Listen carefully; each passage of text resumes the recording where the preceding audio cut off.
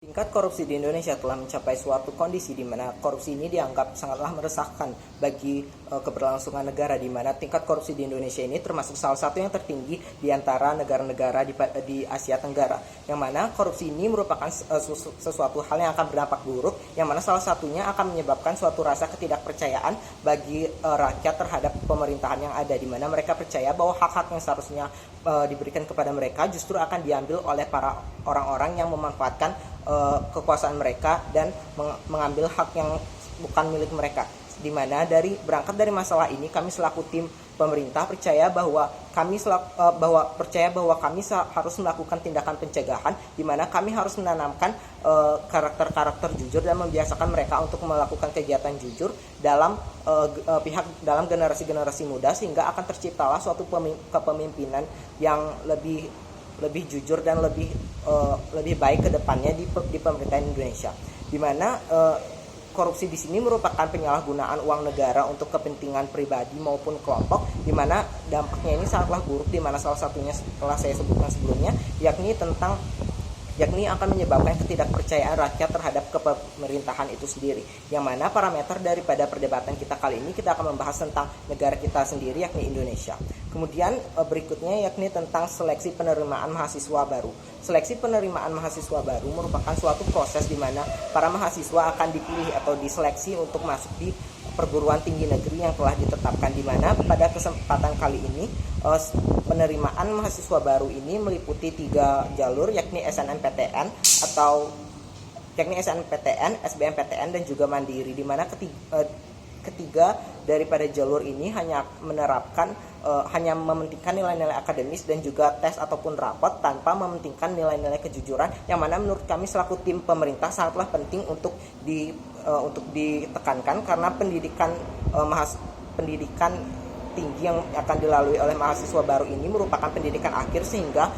idealnya setelah mereka lulus daripada pendidikan akhir ini, mereka akan mampu memimpin bangsa dan melanjutkan tonggak pembangunan dan juga pemerintahan yang telah dibangun oleh kepemerintahan sebelumnya. Kemudian yang berikutnya yakni calon mahasiswa baru merupakan orang-orang yang mendaftar di perguruan tinggi, di mana seperti yang kita ketahui karakteristik orang-orang ini akan mengikuti sistem yang sudah kita tetapkan, di mana sistem pada saat ini yakni sistem seleksi saat ini akan mementingkan nilai-nilai akademis dan tes pada rapot, yang mana hal ini akan menyebabkan mereka percaya bahwa apa yang paling penting merupakan nilai, dan kejujuran itu bukanlah sesuatu yang penting, sehingga mereka akan menjadi lebih menghalalkan segala cara untuk mencapai apa yang mereka inginkan, yakni nilai, di mana nilai ini dapat dicapai dengan beberapa hal, baik itu yang positif maupun maupun negatif. Di mana yang negatif mereka akan mencoba untuk menyontek saat ulangan ataupun menyalin tugas-tugas yang ada, yang mana kami selaku tim pemerintah percaya bahwa mulai dari hal-hal kecil ini, para koruptor itu akan mulai tumbuh menjadi sesuatu yang lebih besar, seperti misalkan mengambil uang negara dan juga uang rakyat. Kemudian kami selaku tim pemerintah percaya bahwa seleksi penerimaan mahasiswa baru ini harus diganti sistemnya, karena sistem yang ini akan membuat orang-orang mulai terbiasa dengan kehidupan yang tidak jujur dan juga hanya mementingkan nilai dan materi, sehingga dari sini kami akan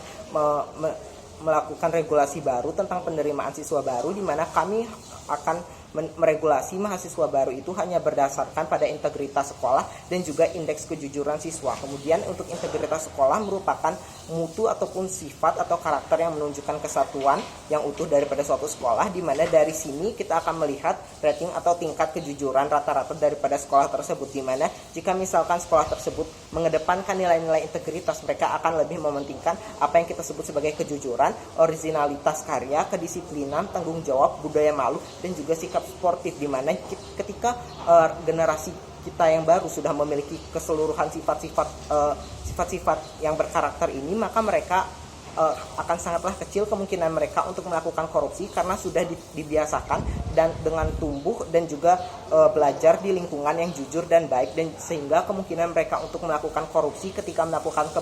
kepemimpinan ke depannya kami harapkan akanlah sangatlah rendah. Dan juga nilai integritas nasional ini tidak akan menilai pada nilai capaian akademis siswa, karena kami percaya bahwa capaian akademis siswa ini bukanlah sesuatu yang paling fundamental, bukanlah sesuatu yang nomor satu, karena kami percaya kepintaran itu akan berbahaya jika misalkan generasi-generasi penerus kita tidak memiliki karakter, sehingga kami percaya yang paling pertama kita harus tekankan adalah tentang karakter. Kemudian tentang indeks kejujuran siswa, merupakan nilai atau hasil pengukuran kejujuran siswa selama bersekolah di instansi yang ada, di mana instansi di sini merupakan sekolah menengah atas, yang mana nilai indeks kejujuran siswa ini akan menentukan daripada integrasi sekolah, di mana integrasi sekolah ini adalah hasil akumulasi daripada indeks kejujuran siswa, di mana indeks kejujuran siswa ini berasal daripada penilaian daripada guru masing-masing yang menilai tentang tingkat kejujuran daripada siswa tersebut, yang berdasarkan pada jumlah surat peringatan yang telah dilakukan oleh pada siswa tersebut. Jika misalkan dia sudah melakukan cukup banyak pelanggaran, maka nilai indeks kejujuran siswanya akan semakin menurun, dan begitu seterusnya, di mana kejujuran di sini kami percaya merupakan sesuatu yang sangat penting bagi pemerintahan ke depannya, yang mana kejujuran ini merupakan suatu keputusan seseorang untuk mengungkapkan bahwa realitas yang ada itu tidak dimanipulasi dengan cara-cara berbohong ataupun menipu orang lain untuk keuntungan pribadi, di mana contoh pelanggaran yang paling sering kita lihat adalah tentang menyontek ataupun terlambat, yakni korupsi waktu, di mana ketika orang-orang ini sudah jujur, sudah taat pada peraturan yang ada, kami berharap bahwa orang-orang ini akan jadi pribadi-pribadi yang bisa meneruskan tonggak pembangunan juga pemerintahan tanpa melakukan tindakan-tindakan korupsi yang tentunya sangatlah merugikan rakyat. Kemudian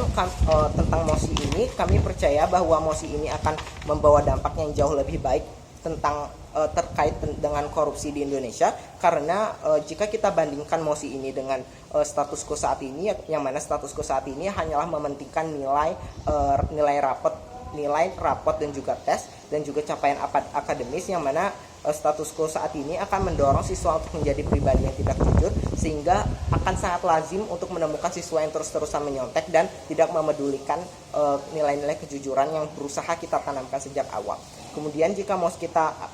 menerapkan mosi ini, akan terciptalah siswa yang jujur dan juga terbiasa dengan kejujuran itu sendiri, karena mereka percaya bahwa kejujuran itu akan menentukan mereka di masa depan, sehingga ketika mereka percaya hal tersebut, maka mereka akan terus